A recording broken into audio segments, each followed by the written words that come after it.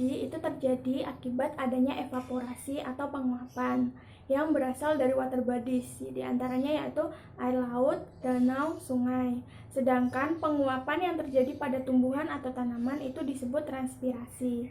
Dan gabungan antara evaporasi dan transpirasi itu menghasilkan evapotranspirasi.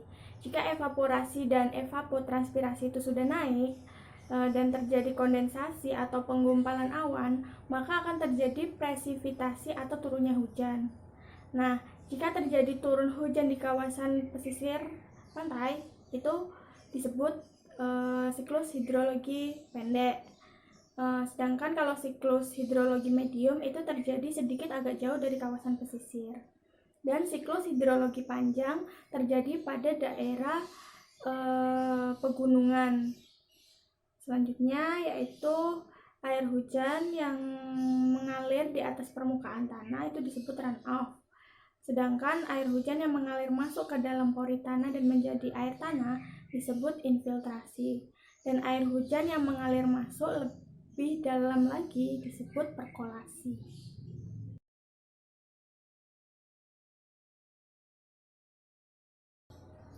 Jadi pendapat saya mengenai permasalahan tersebut yaitu persoalan pertumbuhan populasi dan kerusakan lingkungan hidup adalah dua hal yang saling terkait antara satu dengan yang lainnya.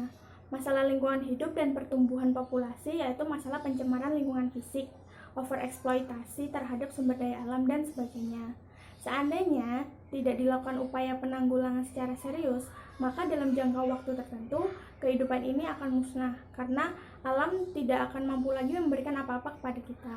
Jadi menurut saya dalam menghadapi semakin menurunnya kualitas lingkungan sebagai akibat pertumbuhan populasi, maka perlu digalakkan sikap good governance, yaitu adanya sikap bersama antara pemerintah dan masyarakat yang benar-benar peduli terhadap keseimbangan antara pertumbuhan penduduk dan kelestarian lingkungan.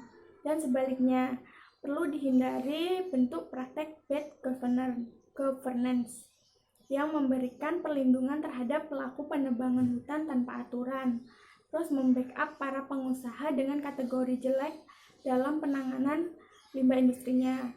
Untuk kita sendiri yang perlu dilakukan adalah menanamkan sikap manusia yang bijaksana dalam menggunakan kekayaan alam pada diri kita sendiri dan generasi penerus kita.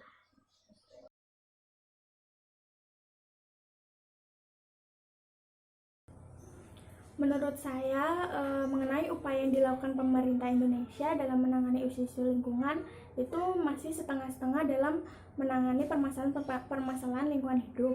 Pemerintah masih berpikir bahwa lingkungan itu dianggap sebagai konsekuensi saja. Pemerintah juga cenderung menutup mata terhadap kerusakan lingkungan yang semakin hari semakin menunjukkan frekuensi meningkat, seolah menganggap bahwa faktor lingkungan adalah beban pembangunan yang tidak perlu mendapat perhatian.